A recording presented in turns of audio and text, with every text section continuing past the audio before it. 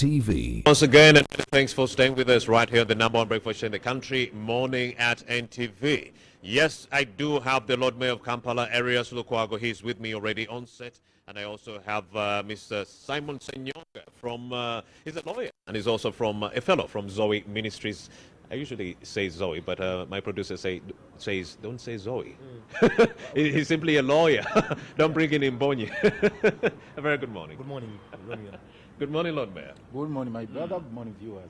All right, we have a full cabinet list leak, courtesy of the Daily Monitor. If you haven't looked at this leak, please grab yourself a copy at only 2,000 Ghana shillings, a hard copy. There's also an easier e-version. You simply have to type in www.nationmedia.com/UG. The former Education Minister, Honorable Jessica Lupo, is your new Vice President. She will be having a Prime Minister. That will be Honorable Robina Nabanja. The Right Honorable former Prime Minister, that is Mr. Ruhakana Rugunda, is a special envoy for special duties in the office of the presidency.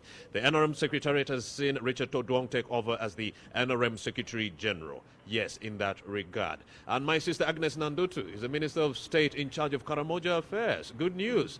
And my brother also, Ramadan Govi, the researcher and economics lecturer at Makerere University Business School, is the Minister of State in charge of planning at the Ministry of Finance, Planning and Economic Development. And congratulations to you, to Mr. Ramadan Govi. We also do know that Rebecca Kadaga also did get a very big position. First Deputy Prime Minister in this country of ours and Minister for East African Community Affairs. That's the latest we are getting right here on Morning at NTV. And Ms. Kasula Lumumba is going to the office of the Prime Minister. She'll be in charge of general duties. Minister of State in charge of general duties in the office of the Prime Minister. Well, Moses Ali will be the second Deputy Prime Minister and the Deputy Leader of Government Business in the August House or the 11th Parliament. Those are some of the details coming in right here on Morning at NTV. We shall expand more on them with the Lord Mayor and also Simon Senyonga, and also look at Heroes Day, where we remember the 15 NRA collaborators who were summarily executed by the Uganda National Liberation Army, yes, at Chikandwa in Luwero. Are there any similarities that we could draw from that time and up to date? Yes. Are we seeing any political persecutions? Yes, indeed. The National Unity Platform Party supporters have been bearing the biggest brunt of this full force that we've been seeing meted out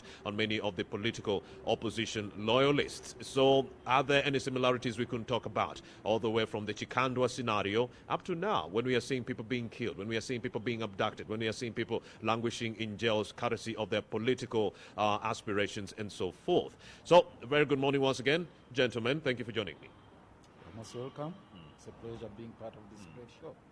Lord Mayor, let's kick off with this full cabinet list and whether you think the individuals who were chosen for these appointments or positions are actually competent. We are looking at the former agriculture minister, that is Vincent Sempicha, now getting into the Ministry of Defense. He's the Minister of Defense right now. Does the president consider competency before he awards these positions? I think you are giving it a very narrow context to call it a cabinet list. It was much broader than that. It is incorporating other aspects which have got nothing to do with the cabinet. You have special envoys in the president's office, like Ruhakana Rugunda and others. So what has that got to do with the cabinet list? You have those who are headed to NRM Secretariat as leaders, the SG, Todwong and others. So in a nutshell, I think it's a misnomer to call it a cabinet list. At the very best, one can call it an NRM mobilization group, because that's what it is. It's about constituting a team of NRM leaders to assist Mr. Museveni execute his duties as the NRM chairman.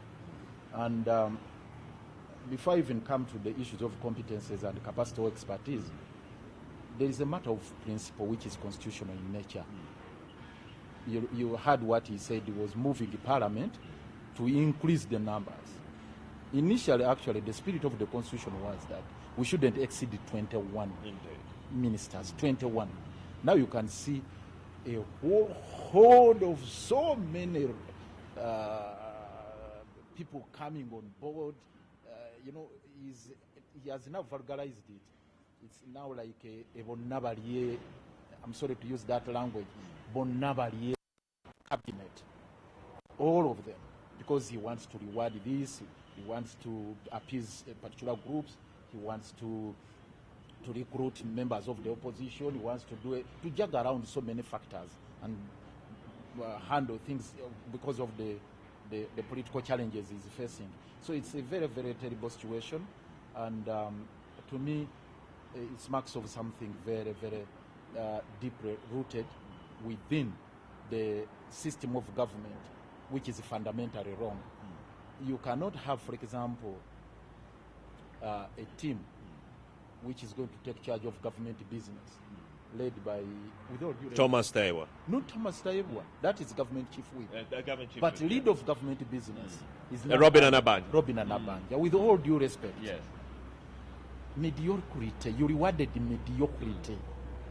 Robin Because Anabanja now doesn't I'm have the coming to competence. Yes, I'm coming to the issues of competences. Look here, what does she have to write home about? Where are the demonstrated the competence and the capacity? With all the senior leaders we have in this country, Yes. for heaven's sake, there were rumors that Amama Mbabazi was to bounce back. I may be having my own reservations about his politics, but you can't doubt him on statecraft, on competences. Well, so many people in the NRM circle did not trust him because they broke rank. When he broke ranks, there was some bad blood, so they were like, we cannot have him again. That is a given. And I put a rider at the beginning. I said, yes, that's a fact. Yes. But coming on the face of it to look at the competence, I'm not vouching for him. Even the Amie Borugunda, I'm still baffled. I'm wondering. Special envoy for special deal. Special envoys. What crime did this gentleman commit? Honestly speaking. So, I don't You know. do know whenever he would be in parliament and they ask him about what is happening in the country, he would always be silent. Probably. But now I would like to hear from anybody who was on that table that took that final decision, that is zeroed in on Robin, and I'm sure they had so many names to pick from. What informed their decision at that particular moment to say the team commander, the captain of this team is none other than, and you ask yourself, Rebecca Kadaga, with all her... First Deputy Prime Minister. You ask, now she's answerable to Nabanja. She has to bow before Nabanja. At least not Lumumba. It would have been trouble. But Lumumba has to bow before Kadaga. So how is it going even to work out? But I really sympathize with the brains like Rebecca Kadaga. She has also extremist tendencies. But honestly speaking, she's an astute leader. You have to give it to her. You ask yourself, Kadaga bowing before Nabanja. Your former deputy, Sarah Kanyike, was also dropped. What do you have to say about that? It's not only Sarah I Kanyike. heard she was crying. Yes, my dear sister, I think she has made a record, having stayed there for less than a year. At least she should a few months in the cabinet, then you drop her. Museveni has really embarrassed and insulted some of these people. But I think it should be a lesson to some of our people in the opposition. Betty Kamya, Presidential advisor. my dear sister Nachiwala Chiinji, Sarah Kanyike, and I don't know now, they are crossing in the corridor with my dear sister Mami Sebugwao. Why don't people pick lessons from what Mr. Museveni does? He's good at picking you, extract the little value you have, and then he dumps you. He's good at using people. The Lord Mayor of Kampala. Used and dumped. So I don't know why they don't learn how this man, they don't appreciate what this man does to credible leaders in this country. These people have brains. Betty Kamya has smart brains. She's now a presidential advisor. She'll be helping him with some of the things that are happening. Making Betty Kamya special advisor on lands and the Nabanja prime minister. Oh my God. And the very last thing now, the punishment I think he has given to Uganda region. I don't want to play tribal card or to put on tribal lenses, but he has said it time and again. In Kenya, there are big 5 tribes. those big five. You cannot have a government without a senior, high-ranking government officer from, say, the Chikuyu. They are the majority in Kenya. The Kalenjin, the Luya, the Luo. But in Uganda, look at the topmost 5 positions. Topmost, actually the 3 organs of government. The executive headed by Westerner, the judiciary and the legislature headed by people from Acholi sub-region. Now you come to the 3rd position, and you come to the prime minister. Now you are brought I don't know, I don't want to go into people's ethnicities, but Nabanja, I don't know whether she's a Mufuruchi, whether she's... A Lord Mayor of Kampala, Arias Lukwago, live on Morning at NTV. Because these are realities, whether she's a Trumunyoro, whether she's a Mufuruchi, whether she's, there is Bavandimwe now, and so on and so forth. So I don't know what she is. I'm sorry to go that direction, but it matters. That's the reality on the ground. So you wonder how Museveni has marginalized the biggest ethnic group in the country to that extent, simply because they voted him out. They massively voted Kyagulanyi, and then you have to make them pay the price like that. I see. The Lord Mayor of Kampala, Arias Lukwago, acquainting us with the submission as regards to the full cabinet list leak that we are having right here, courtesy of the Daily Monitor. I also do have Simon Senyonga, a lawyer and a fellow with Zoe Ministries, with whom we are going to expand more on this conversation. Very good morning, my brother. Good morning, Romeo. Indeed.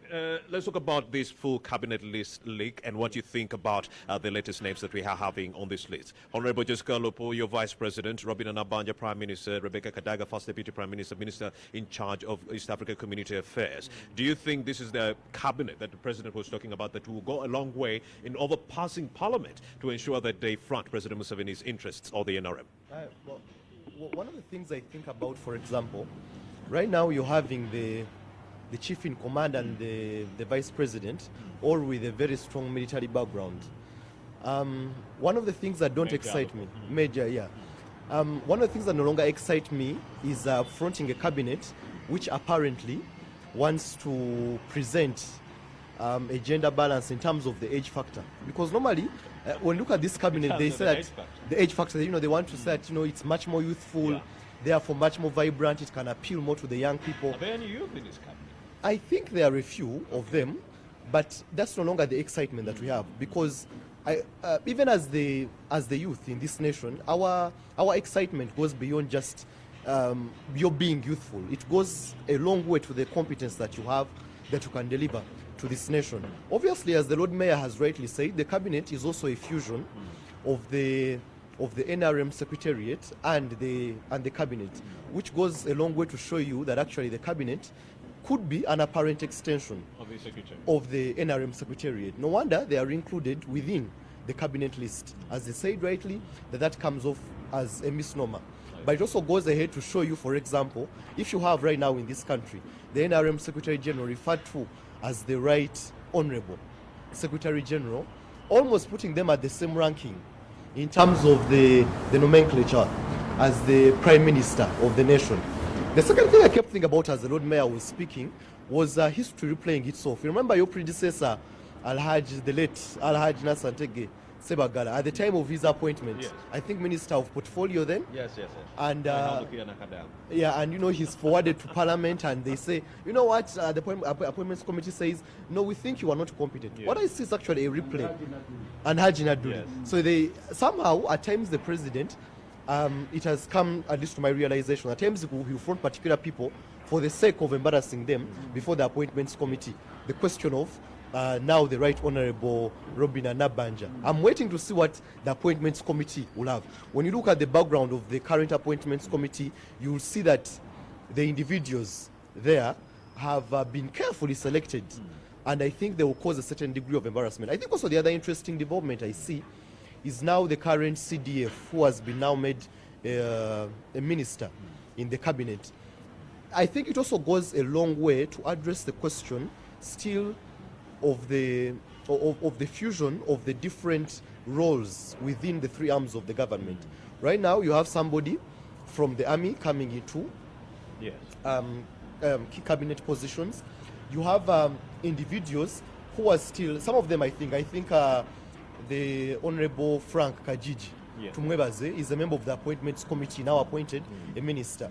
Obviously that will also put a test to the constitutionality of the appointments committee and the question of their resignation ahead of their, taking on the positions of parliament. You also have an agriculture minister, former agriculture minister Vincent Sempija, taking on the defense ministry docket.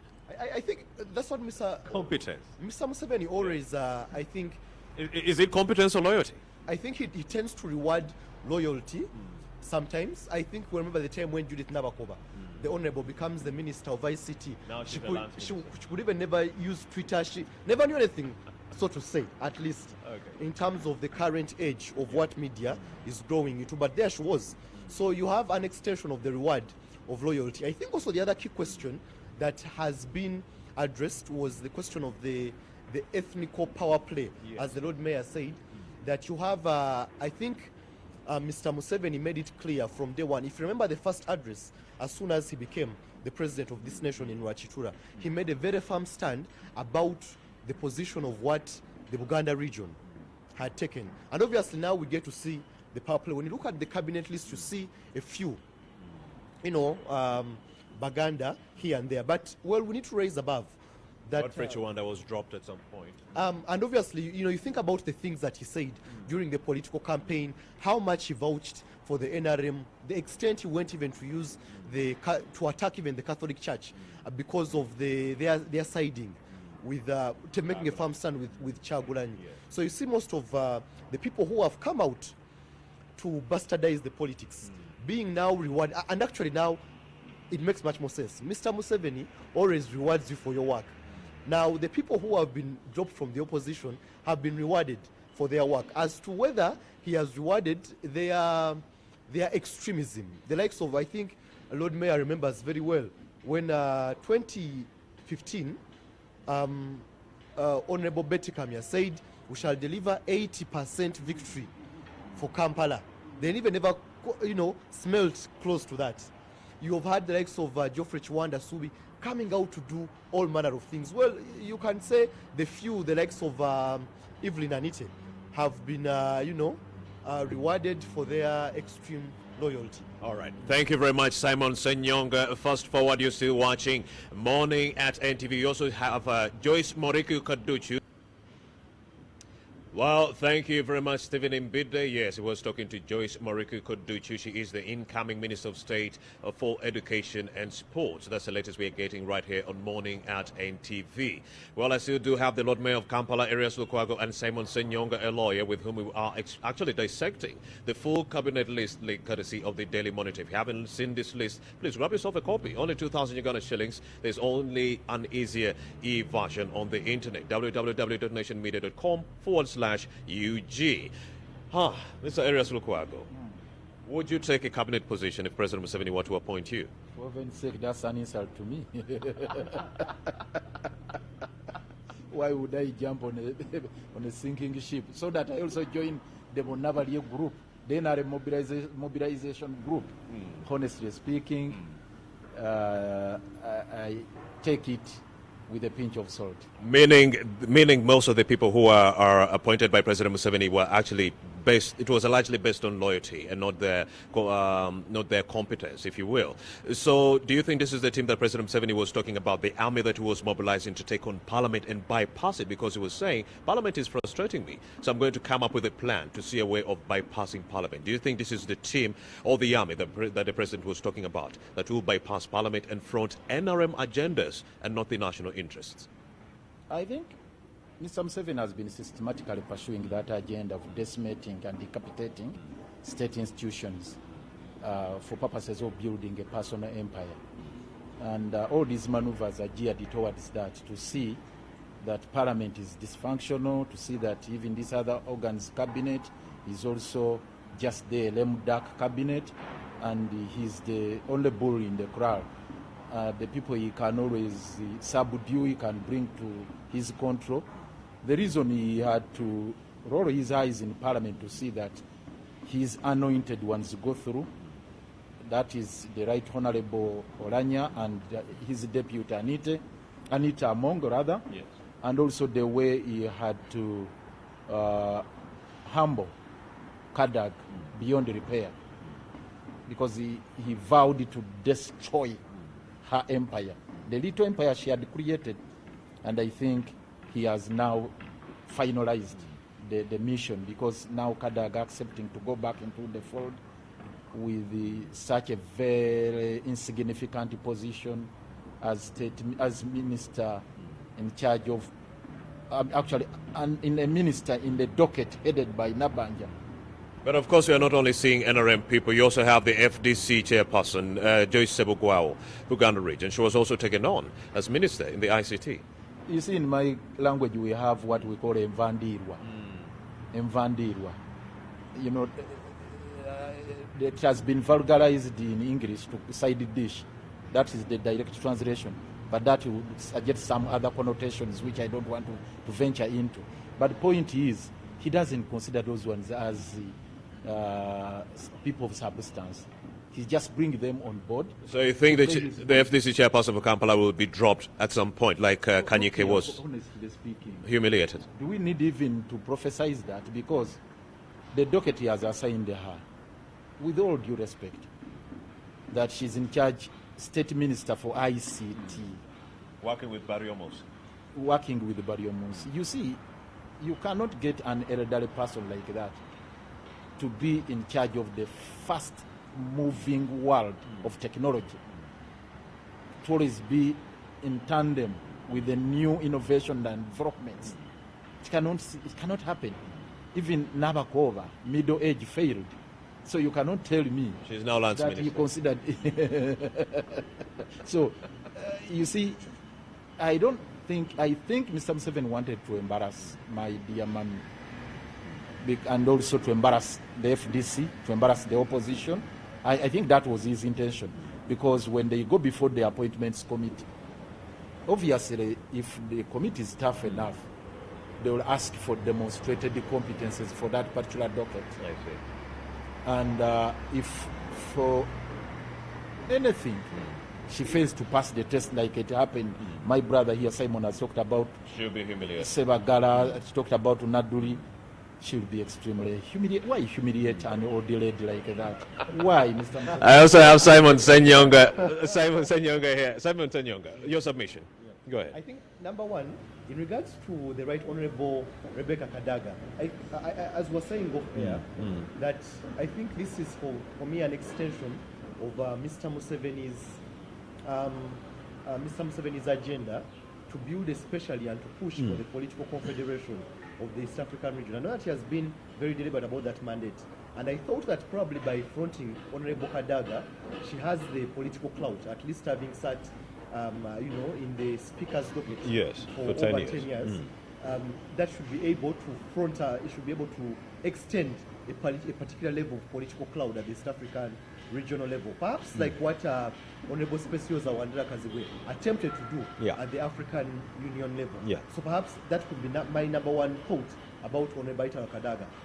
Obviously, in regards to the destruction of the empire, you measure it against who now, Honorable Kasura Lumumba, who has been her chief nemesis, as the position that she has been given.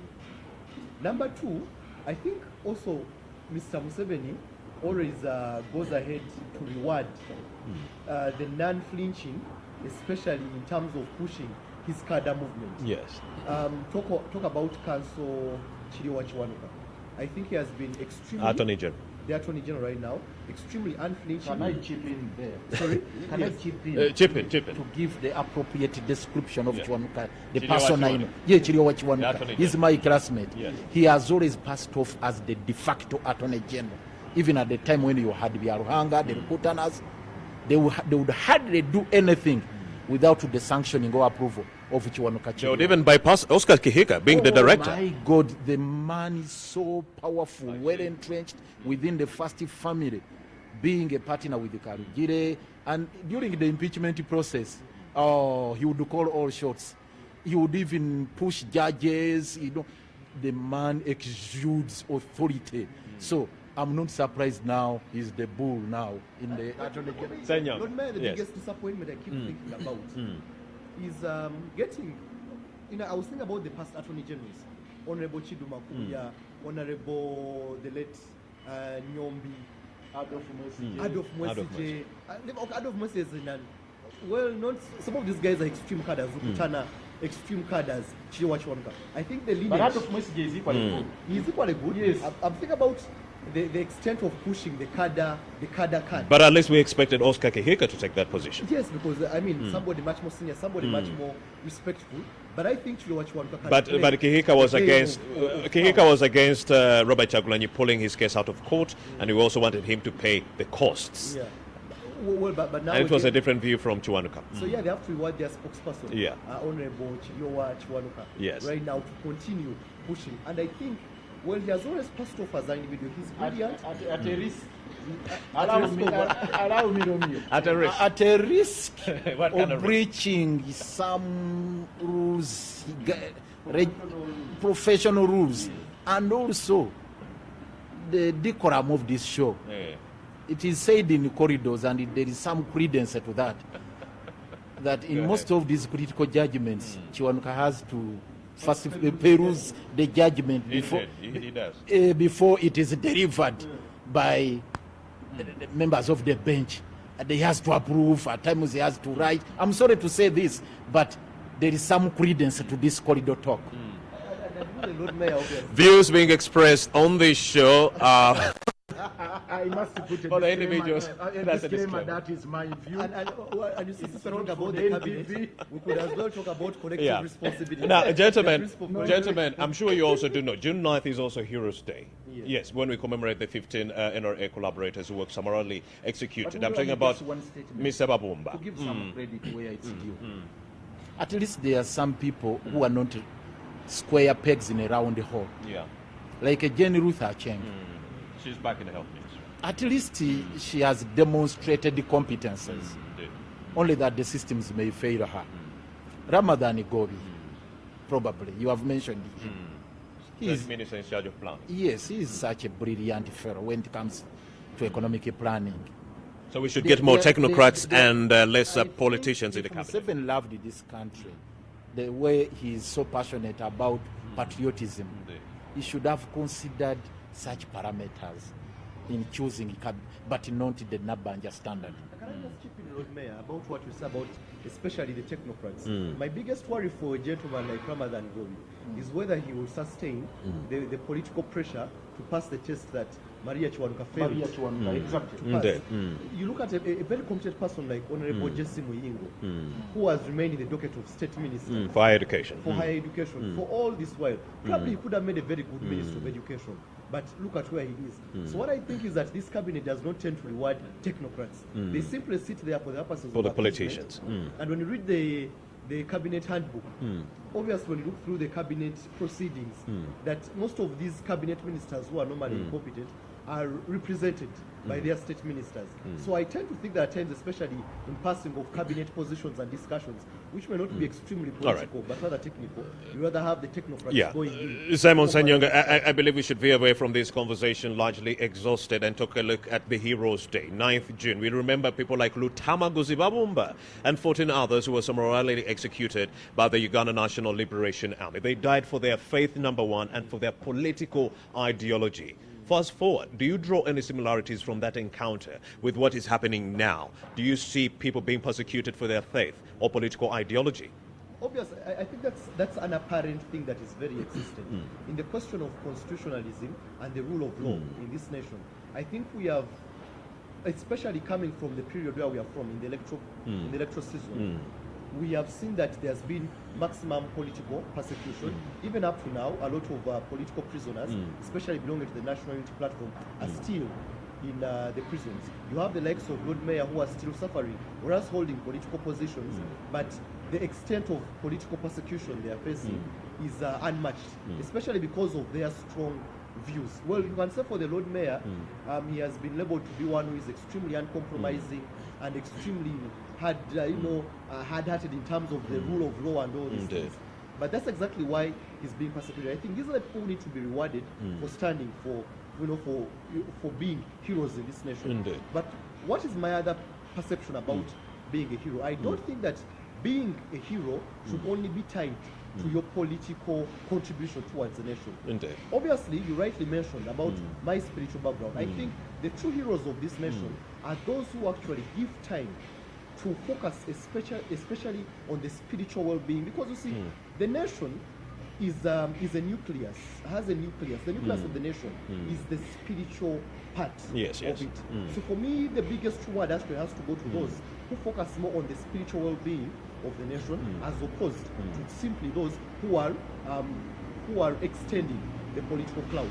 And that's why I say, for example, there is no doubt my hero, for example, in this nation is Prophet Elvis Simoni, because of what he has demonstrated in this particular. All right, thank you very much, Simon Senyonga. He is a lawyer and a fellow at Zoe Ministries. Let's also get the submission of the Lord Mayor, Arias Lukwago. Similarities drawn from Heroes Day, the 15 collaborators who were killed summarily. Do you think there are any similarities? Before I draw the parallels, because my views are well known. I understand. Let me bring in a broader dimension, because this is a day which has got no foundation. We have, across the entire continent of Africa, precedents to pick from. There must be a basis upon which you are building this, a foundation.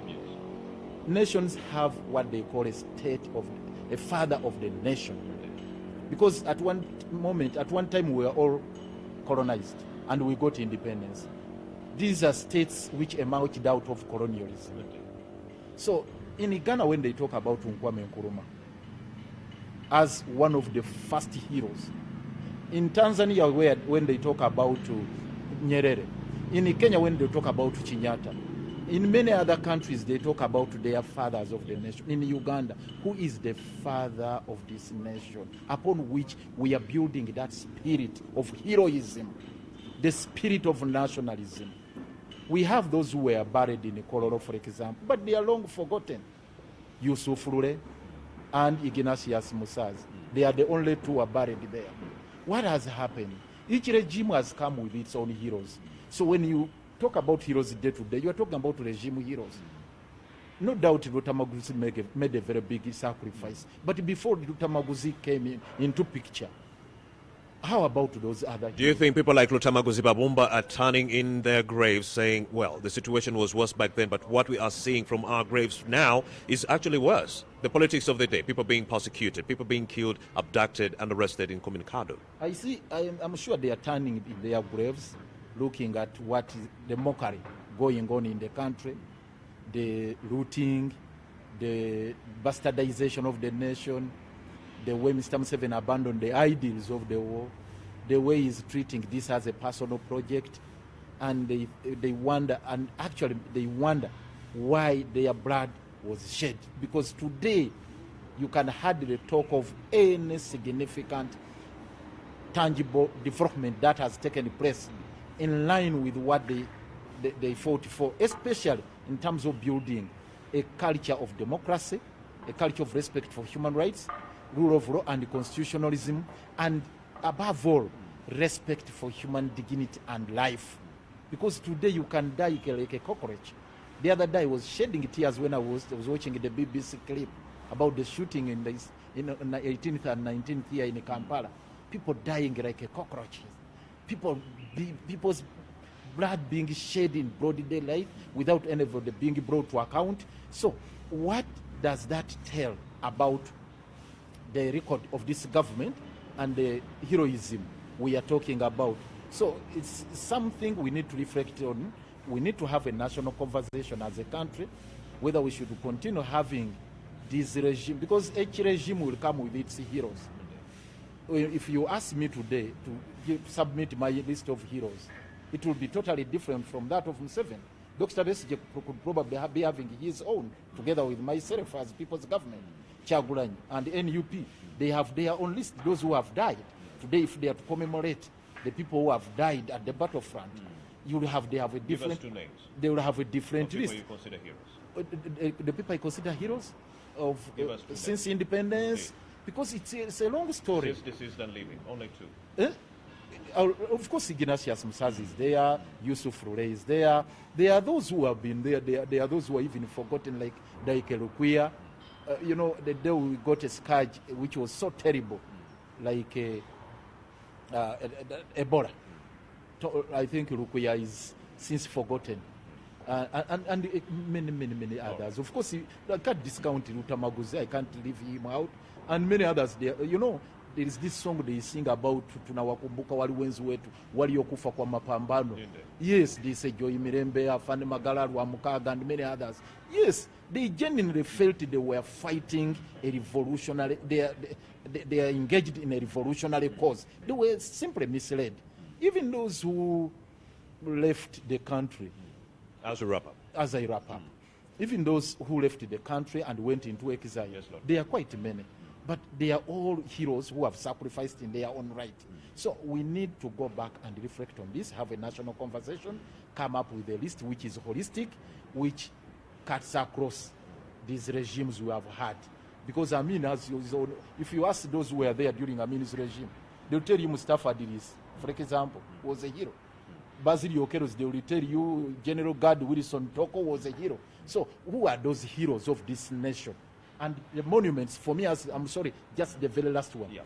As the Lord Mayor of Kampala, Yes, sir. I want to have a city which tells its own history.